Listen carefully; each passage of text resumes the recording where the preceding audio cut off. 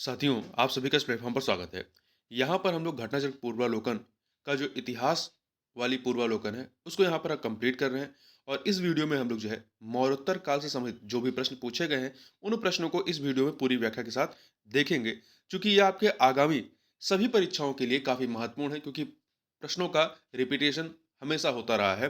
तो चलिए प्रारंभ करते हैं।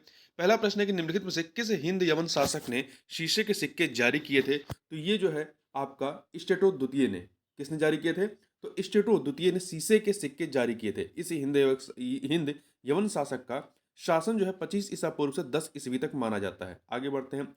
निम्नलिखित शासकों में से किसके सिक्कों पर संकर्षण एवं वासुदेव दोनों अंकित हैं? तो ये आका अगाथोक्लीज अगाथोक्लीज के सिक्कों पर संकर्षण एवं वासुदेव दोनों के सिक्के मिलते हैं। वासुदेव कृष्ण थे, कृष्ण के मतलब के ही रूप थे, या कह सकते हैं वासुदेव और संकर्षण का चित्र जो है यहाँ पर उकेरा गया है। ठीक है, और ये सिक्के कहाँ मिले हैं? अफगानिस्तान के अय खानम से मिले हैं। आगे बढ़ते हैं। निम्नलिखित में से कौन सा एक अन्य तीनों के समसामयिक नहीं था, मतलब उसके समकालीन नहीं था? तो इन तीनों में देखिए बिम्बिसार, गौतम बुद्ध, प्रसेनजीत एक समय के हैं, परंतु मिलिंद जो है इनके समय के नहीं है। बिम्बिसार, गौतम बुद्ध, प्रसेनजीत के समय के नहीं है। तो देखिए बिम्बिसार जो है ये 544 से 492 ईसा पूर्व इनका टाइम पीरियड रहता है। ये मगध साम्राज्य की महत्ता का वास्तविक संस्थापक था बिम्बिसार। यह हर्यक कुल संबंधी था, जबकि प्रसेनजीत जो है वो कौशल महाजनपद के राजा थे। जो प्रसेनजीत दूसरे हैं यहाँ पर डी ऑप्शन में, वो कौशल महाजनपद के राजा थे और वह महात्मा बुद्ध के समकालीन थे। तो बिम्बिसार और आपके कौशल नरेश जो है प्रसेनजीत दोनों ही महात्मा बुद्ध के समकालीन थे और गौतम बुद्ध ने बौद्ध धर्म का प्रवर्तन किया था। तो इस प्रकार से ये तीनों लोग क्या हो गए? समकालीन हो गए। अब मीनांडर की बात करें तो मीनांडर जिसे मिलिंद के नाम से जाना जाता है, उत्तर भारत में इंडो ग्रीक राजा था। इसका समय 155 अथवा 165 से 130 ईसा पूर्व था। इस प्रकार बिम्बिसार, गौतम बुद्ध और प्रसेनजीत तीनों समकालीन थे, जबकि मिलिंद इनका समकालीन नहीं था। काव्य शैली का प्राचीनतम नमूना किसके उल्लेख में मिलता है? काव्य शैली का प्राचीनतम नमूना किसके उल्लेख में मिलता है?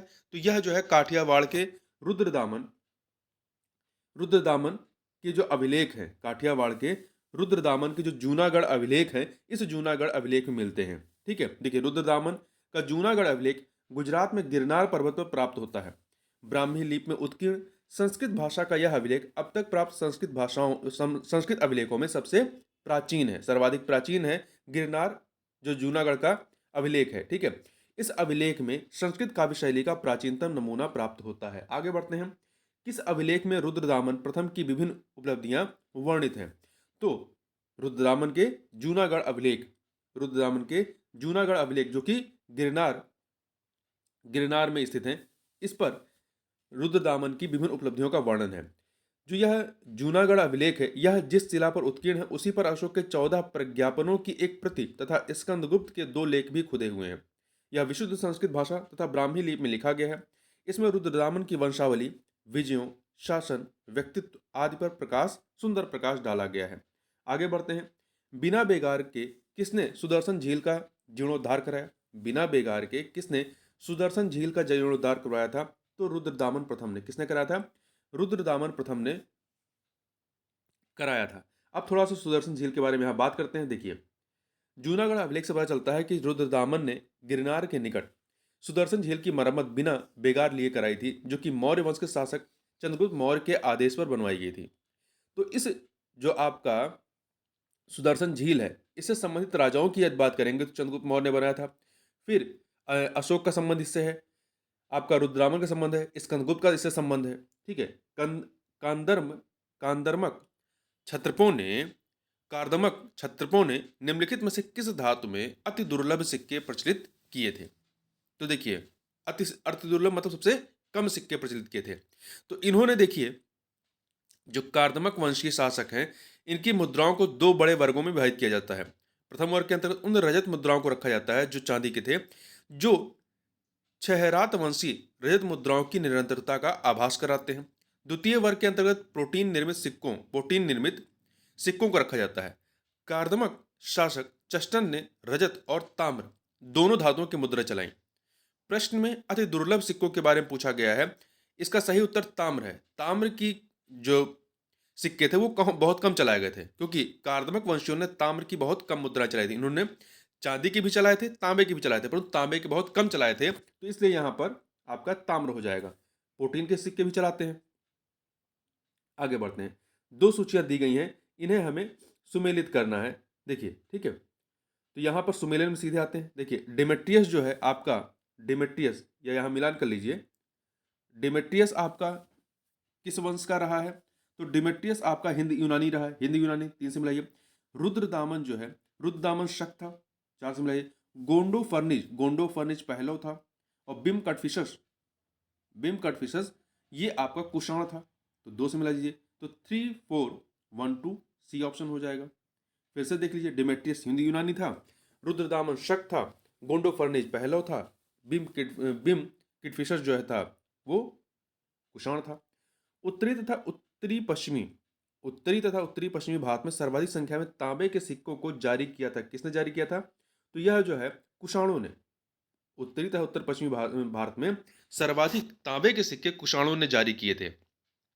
देखिए, उत्तर पश्चिम भारत में स्वर्ण सिक्कों का प्रचलन जो है वो इंडो ग्रीक अर्थात हिंद यवन राजाओं ने करवाया था, जबकि इन्हें नियमित रूप से पूर्ण रूप से प्रचलित कराने का श्रेय कुषाण शासकों को जाता है।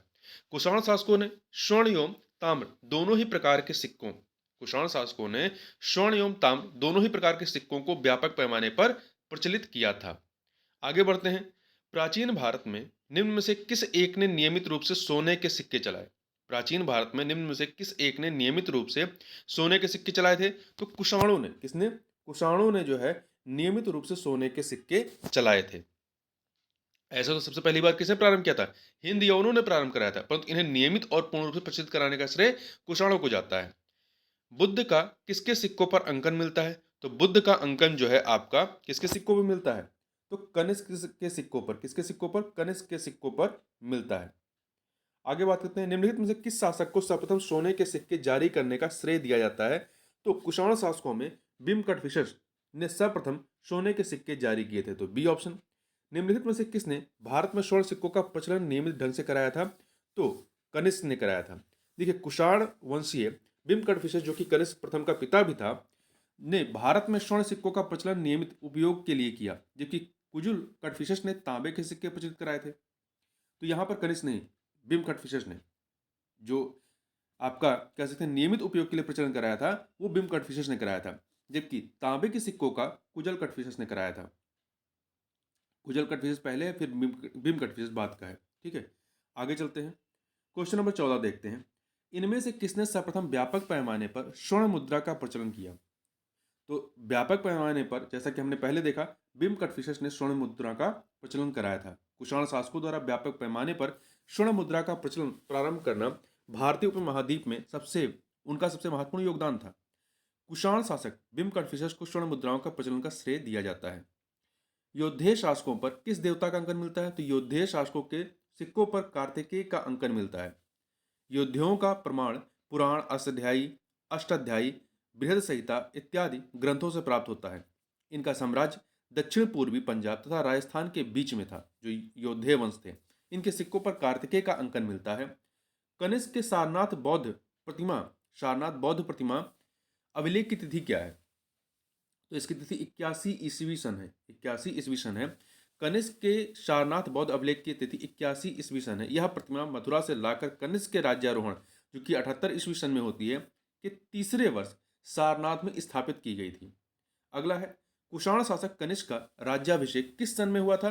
तो अभी हमने ऊपर बात की 78वीं एडी में, 78 एडी में हुआ था, या ईस्वी सन में हुआ था। कनिष्क के राज्याभिषेक की तिथि अत्यंत विवादास्पद है, परंतु 78 एडी को माना जाता है। इसी समय से शक संवत का प्रारंभ माना गया है, 78 एडी से। आगे बढ़ते हैं। शक संवत कब प्रारंभ हुआ? तो शक संवत जो है 78 ईस्वी में प्रारंभ हुआ। देखिए, जैन ग्रंथों के अनुसार विक्रमादित्य के उत्तराधिकारी को 135 विक्रम संवत में शकों ने पराजित कर इसके उपलक्ष्य में शक संवत चलाया था। ठीक है, इस प्रकार इसकी प्रारंभिक तिथि जो है 135 में क्या करेंगे, मैं 135 में माइनस 57 करेंगे, 78 ईस्वी आती है। अधिकांश इतिहासकारों ने कुषाण शासक कनिष्क को इसका प्रवर्तक माना है। विक्रम, देखिए, जो 57 ईसा पूर्व था, ये आपका विक्रम संवत था। ठीक है, और 78 में शक संबोध है। तो विक्रम एवं शक संबोध में कितना अंतर है? तो इन दोनों में आप देखेंगे, इन दोनों को जोड़ दीजिए, 57 और 78 को, तो 135 आता है। 135 वर्ष का अंतर है दोनों में। तो देखिए, वर्तमान कैलेंडर से 57 जोड़ देने पर विक्रम संवत तथा 78 घटा देने पर शक संवत, मतलब जो भी हम वर्तमान कैलेंडर इस्तेमाल कर रहे हैं, यदि उसमें हम 57 जोड़ दें तो हमें विक्रम संवत की तिथि मालूम चल जाएगी। यदि 78 घटा दें तो शक संवत प्रारंभ पता चल जाता है। जैसे कि 2019 यदि हमें इसे विक्रम संवत में जानना है 2019 को, तो आप इसमें क्या करेंगे, इसमें 57 जोड़ देंगे। और इसे शक संबंध में जानना है तो 2019 से 78 घटा देंगे। जैसे 2023 चल रहा है वर्तमान में, इसमें 57 जोड़िए तो आपको विक्रम संबंध मालूम चलेगा, और उसमें 2023 में से 78 घटा दीजिए तो आपको शक संबंध मालूम चल जाएगा। तो इन दोनों का अंतर कितना है? 135 ईयर्स। आगे बढ़ते हैं। शक संबंध पर आधारित राष्ट्रीय पंचांग या कैलेंडर का एक चैत्र ग्रेगेरियन कैलेंडर पर आधारित 365 दिन के सामान्य वर्ष की निम्नलिखित तिथियों में से किस एक के तदनुरूप है? तो किसके है? 22 मार्च अथवा 21 मार्च के तदनुरूप है। ठीक है, जो एक चैत्र होता है वो 22 मार्च या अथवा 21 मार्च। देखिए, चैत्र जो है भारतीय राष्ट्रीय पंचांग का पहला माह होता है। राष्ट्रीय कैलेंडर की तिथियां ग्रेगेरियन कैलेंडर की तिथियों से स्थायी रूप से मिलती जुलती हैं। सामान्यतः एक चैत्र 22 मार्च को होता है, और लीप वर्ष जब 366 दिन होते हैं तो 21 मार्च का होता है। विक्रम संवत कब से प्रारंभ हुआ? तो 57 ईसा पूर्व में प्रारंभ हुआ, 57 ईसा पूर्व में। ठीक है, विक्रम संवत के दो अन्य नाम भी मिलते हैं, कृत संवत तथा मालव संवत। कृत संवत और मालव संवत। जैन साहित्य में महावीर के निर्माण तथा विक्रम संवत के बीच 470 वर्षों का अंतर पाया गया है। आगे चलते हैं। निम्नलिखित में से कौन सा वर्ष दिसंबर 2009 में शक संवत का वर्ष होगा? शक संवत का वर्ष होगा, तो शक संवत का पता करने के लिए क्या करेंगे? 2009 में 78 माइनस कर देंगे। यदि विक्रम संवत में कहता तो इसमें 57 ऐड करते, तो यहाँ पे 78 माइनस करेंगे तो 1931 आ जाएगा, 1931। आगे बात करते हैं। कनिष्क के समकालीन निम्नलिखित नामों का उल्लेख करें और निम्नांकित उत्तर कोड के अनुसार अपना उत्तर इंगित करें कि इनमें से कौन कनिष्क के समकालीन है। तो देखिए, अश्वघोष, वसुमित्र, कालिदास, कंबन में से अश्वघोष और वसुमित्र जो हैं ये कनिष्क के समकालीन है, तो 1 और 2। अश्वघोष कनिष्क के राजकवि थे। वसुमित्र भी कनिष्क के आश्रित विद्वान थे। इन्होंने चतुर्थ बौद्ध संगीत की अधिष्ठता की थी वसुमित्र ने। कालिदास गुप्त काल में थे, जबकि कंबन जो है 12वीं शताब्दी के थे। आगे बढ़ते हैं। अगला है, अश्वघोष किसका समकालीन था? तो ये कनिष्क का। निम्नलिखित में से कौन एक कनिष्क के दरबार संबंध नहीं था? अश्वघोष, चरक, नागार्जुन, ये तीनों के तीनों कनिष्क के दरबार से संबंधित थे, परंतु पतंजलि कनिष्क के दरबार संबंधित नहीं थे। तो अश्वघोष, चरक, नागार्जुन याद रखिएगा, ये कनिष्क के दरबार से संबंधित थे। अश्वघोष हो गए, नागार्जुन हो गए, पार्श्व तथा चरक, ये चारों ही कनिष्क के दरबार से संबंधित थे, जबकि पतंजलि कनिष्क के दरबार संबंधित नहीं थे। पतंजलि ने पढ़नी की अष्टधाई पर महाभाष्य की रचना की थी, और महर्षि पतंजलि शुंगकालीन विद्वान थे। जो पतंजलि है ये शुंगकालीन विद्वान थे।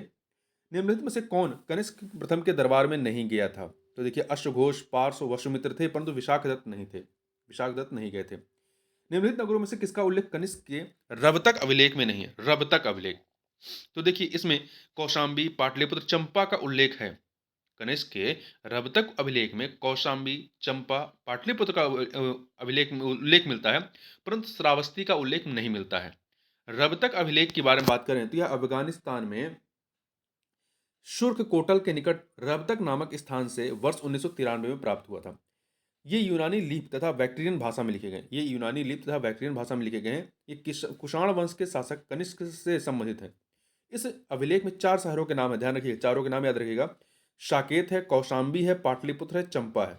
साकेत, कौशाम्बी, पाटलिपुत्र, चंपा, अर्थात इसमें श्रावस्ती का उल्लेख नहीं है। आगे बढ़ते हैं।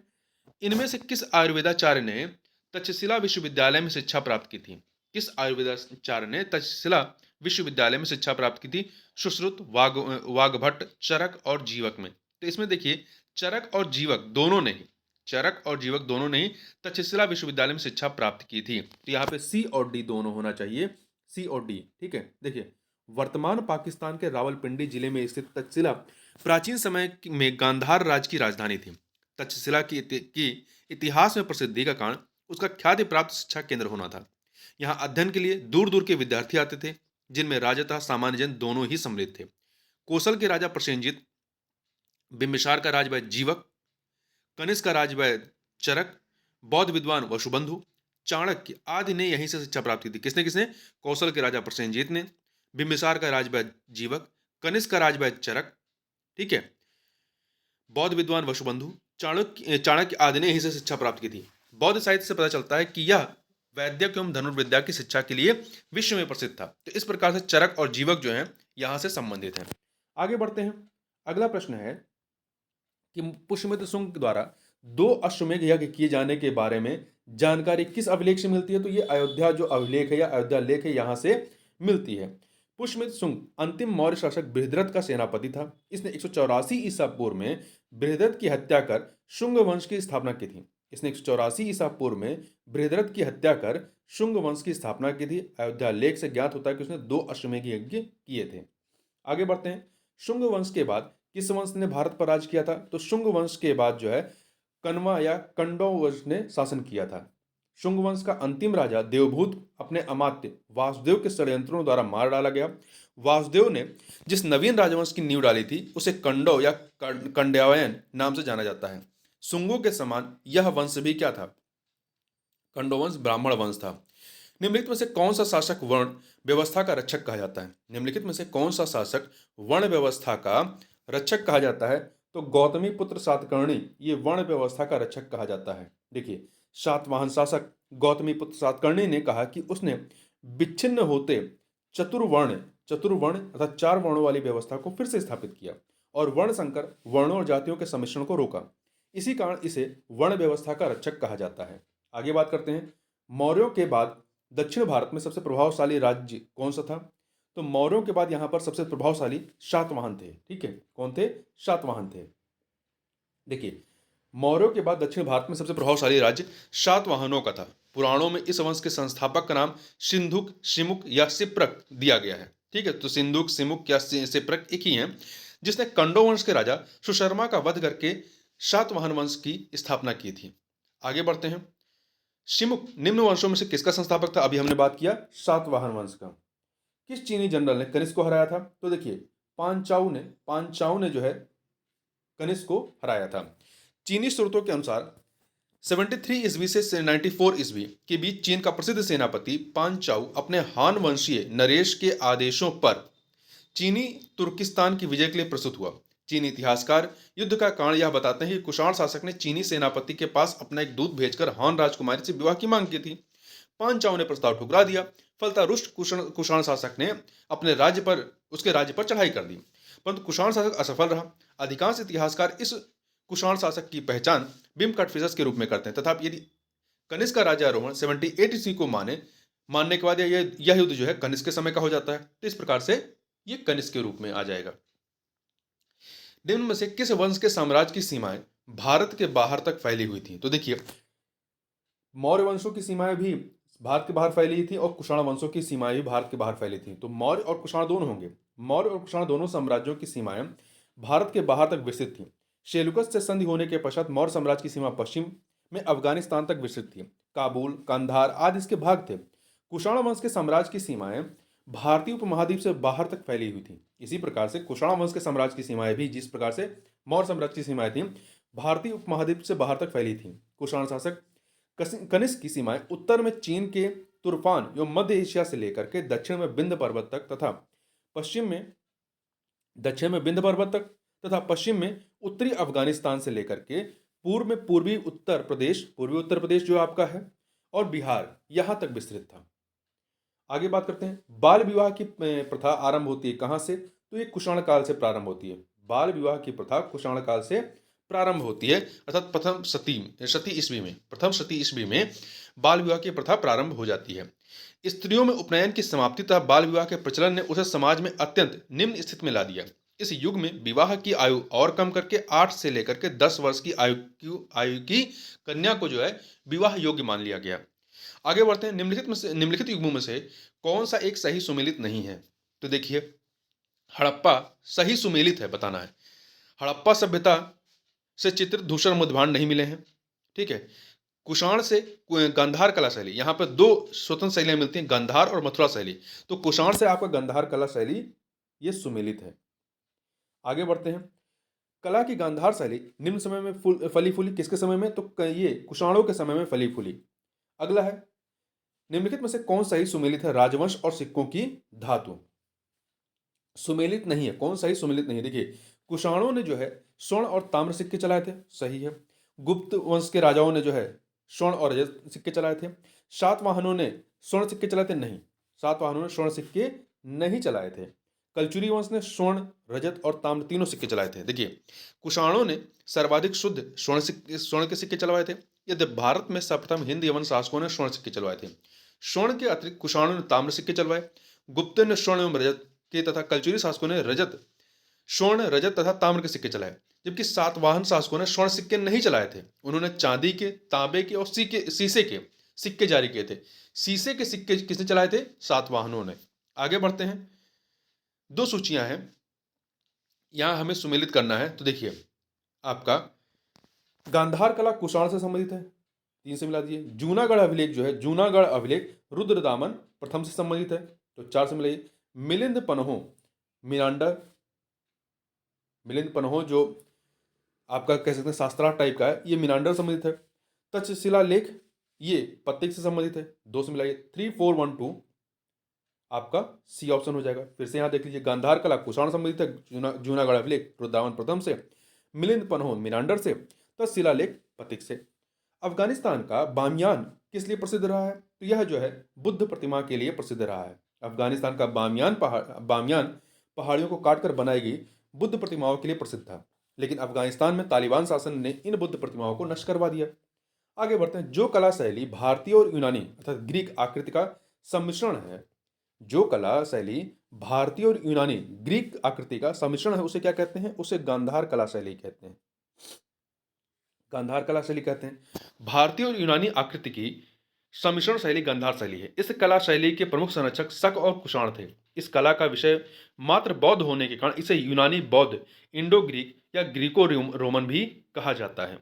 गांधार कला शैली एक संश्लेषण है किसका? तो यह जो है आपका फारसी तथा यूनानी, हमने ऊपर बात की ना इंडो ग्रीक, तो भारतीय तथा यूनानी कला का सम्मिश्रण है या संश्लेषण है। निम्नलिखित में से किस मूर्ति कला में सदैव हरित स्तरित चट्टान शिष्ट का उपयोग या प्रयोग माध्यम के रूप में होता था? तो गांधार मूर्ति कला में सदैव हरित स्तरित चट्टान का इस्तेमाल किया गया है। ठीक है। यद्यपि मथुरा कला में भी इसी के अनुसरण पर शिष्ट का प्रयोग किया गया है। यहां पे लाल बलुआ पत्थर के प्रयोग मिलते हैं। प्राचीन काल के भारत पर आक्रमणों के संबंध में निम्नलिखित में से कौन सा सही कालानुक्रम है? तो देखिए, सबसे पहले यूनानी आते हैं, आक्रमण करते हैं, फिर शक, फिर कुषाण। ठीक है, तो ये याद रखिएगा। तो यूनानी है, शक है, फिर इसके बाद बीच में पहलो आते हैं, फिर कुषाण आते हैं। तो 4 का क्रम यदि पूछा जाएगा तो यूनानी, शक, पहलो, कुषाण। ठीक है, तो ए ऑप्शन यहां पर हो जाएगा। पहला ईरानी शासक जिसने भारत के कुछ भाग को अपने अधीन किया था, तो यह था डेरियस प्रथम। कौन था? डेरियस प्रथम था। देखिए, ईरानी शासक डेरियस प्रथम ने सर्वप्रथम भारत के कुछ भाग को अपने अधीन किया।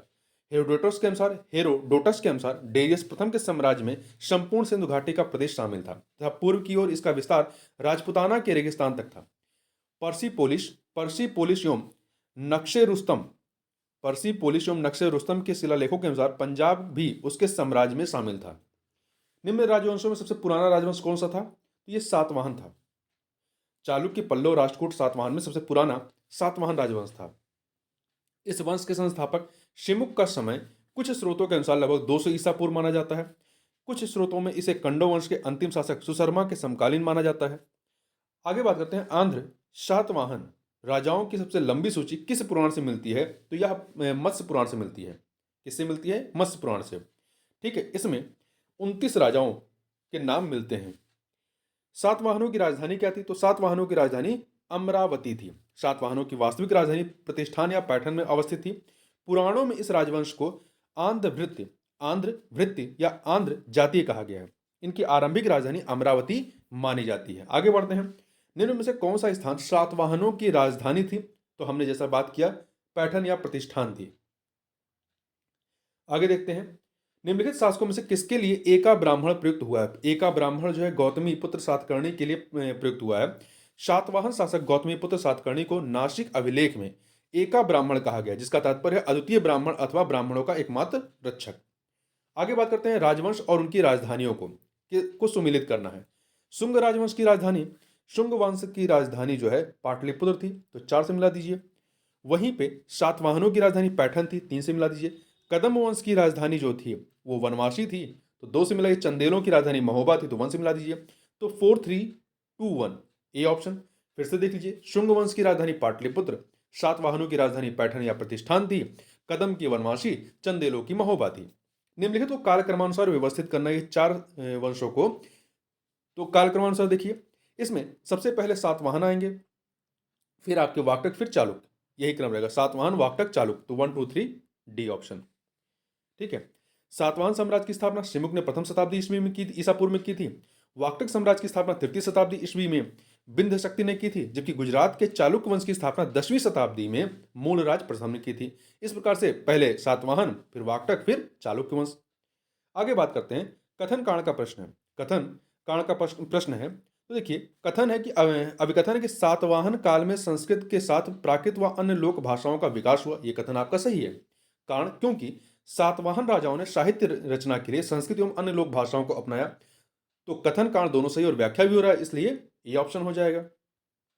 देखिए, सातवाहन नरेश स्वयं विद्वान, विद्या प्रेमी तथा विद्वानों के आश्रयदाता थे। हाल नामक सातवाहन राजा ने गाथा सप्तशती नामक प्राकृत भाषा में श्रृंगार रस प्रधान गीत काव्य की रचना की थी। हाल राजा था। हाल के दरबार में गुडाड तथा सर्ववर्मन जैसे उच्च कोट के विद्वान निवास करते थे। गुडाड ने बृहद कथा नामक ग्रंथ की रचना की। यह पैसाची प्राकृत में लिखा गया था। सर्ववर्मन ने कातंत्र नामक संस्कृत व्याकरण की रचना की थी। कन्हेरी के अभिलेख से ज्ञात होता है कि एक सातवाहन रानी संस्कृत का प्रयोग करती थी। इस प्रकार स्पष्ट है कि सातवाहन युग में प्राकृत और संस्कृत भाषाओं का विकास हुआ। आगे बढ़ते हैं। सातवाहन शासकों के संदर्भ में निम्नलिखित कथनों में से कौन सा या से कथन सत्य हैं? पहला, सातवाहन नरेश प्राकृत भाषा के पोषक थे। ये प्राकृत भाषा के पोषक थे, सही है। सातवाहन काल में कला के लोक पक्ष को अधिक प्रोत्साहन मिला, ये भी सही है। 2 के दोनों कथन सही है, 1 2, तो आपका बी ऑप्शन हो गया। तो देखिए, सातवाहन शासकों के शासनकाल में प्राकृत एवं संस्कृत भाषाओं का विकास हुआ। सातवाहन शासक हाल ने गाथा सप्तशती नामक प्राकृत भाषा में श्रृंगार रस प्रधान गीत काव्य की रचना की थी। क्या नाम था उसका रचना का? गाथा सप्तशती। सातवाहन काल में स्थापत्य तथा मूर्त कला के उदाहरण प्राप्त हुए जो बौद्ध धर्म से संबंधित हैं। आगे बढ़ते हैं। निम्नलिखित में से कौन सा युग में सही सुमिलित नहीं है अभिलेख और शासक के संदर्भ में? तो देखिए, नासिक अभिलेख आपका गौतमीपुत्र सातकर्णी से संबंधित है। हाथी गुफा अभिलेख जो है ये खारवेल से संबंधित है। भितरी अभिलेख ये पुलकेशिन द्वितीय से संबंधित नहीं है। ठीक है, भितरी अभिलेख पुलकेशिन द्वितीय से संबंधित नहीं है। इसके बारे में भी बात करते हैं। गिरनार का जो अभिलेख है वो जूनागढ़ का गिरनार अभिलेख, ये रुद्रावन प्रथम से संबंधित है, ये सही है। देखिए, गौतमीपुत्र सातकर्णी सातवाहन वंश का शक्तिशाली शासक था। इसके 3 अभिलेख प्राप्त होते हैं, 2 नासिक से तथा 1 कार्ले से। उदयगिरी पहाड़ी की हाथी गुम्फा से खारवेल का एक बिना तिथि का अभिलेख प्राप्त होता है। इसमें खारवेल के बचपन, शिक्षा, राज्याभिषेक तथा राजा होने के बाद के 13 वर्षों के शासनकाल की घटनाओं का क्रमबद्ध विवरण दिया गया है। भितरी स्तंभ लेख है ये पुलकेशिन द्वितीय से नहीं है। भितरी स्तंभ लेख का संबंध गुप्त शासक स्कंदगुप्त से है। ठीक है, जबकि पुलकेशिन द्वितीय का संबंध एहोल अभिलेख से। तो यहां ध्यान रखिएगा, भितरी का जो है पुलकेशिन द्वितीय से नहीं है, ये स्कंदगुप्त से, और पुलकेशिन द्वितीय का जो है वो आपका एहोल अभिलेख से है। ठीक है, एहोल अभिलेख जो कि प्रशस्त के रूप में है और संस्कृत भाषा में है। रुद्रदामन प्रथम का जूनागढ़ या गिरनार से शक संवत 72 का अभिलेख प्राप्त होता है। यह प्रशस्त के रूप में है। इससे उसकी विजयों, व्यक्तित्व एवं कृतियों का विवरण प्राप्त होता है। अगला है, निम्नलिखित में से किस वंश के शासकों को पुराणों में श्री पर्वतीय कहा गया है? तो देखिए, इक्ष्वाकु वंश के शासकों को क्या कहा गया? श्री पर्वतीय कहा गया है। इक्ष्वाकु वंश के शासकों को पुराणों में श्री पर्वत का शासक तथा आंध्रों का नौकर कहा गया है। तो ध्यान रखिएगा, इक्ष्वाकु वंश के शासकों को पुराणों में श्री पर्वतीय और आंध्रवृत्त कहा गया है। पहले वे सातवाहनों के सामंत थे, किंतु उनके पतन के बाद उन्होंने अपनी स्वतंत्रता घोषित कर दी। सातवाहनों के पतन के बाद उन्होंने अपनी स्वतंत्रता घोषित कर दी और इस वंश का संस्थापक कौन था? श्री शांतमूल था। श्री शांतमूल। आगे बढ़ते हैं। निम्न कथनों पर विचार करना है। दो कथन कांड का प्रश्न है। तो देखिए कथन कांड का यहाँ पर प्रश्न है आपका, कुषाण फारस की खाड़ी और लाल सागर से होकर व्यापार करते थे। ये सही है। उनकी सुसंगठित नौसैन्य उच्च कोट की थी। सॉरी, उनकी सुसंगठित नौसेना जो है उच्च कोट की थी। ये कथन गलत है। तो कथन सही है, कांड गलत है। तो यहाँ पर सी ऑप्शन हो जाएगा।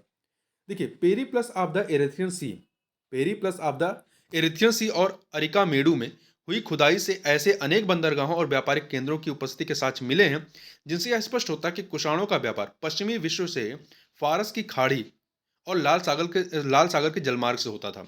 इन सभी साक्ष्यों में किसी में भी कुषाणों की सशक्त नौसेना की उपस्थिति का उल्लेख नहीं मिलता है।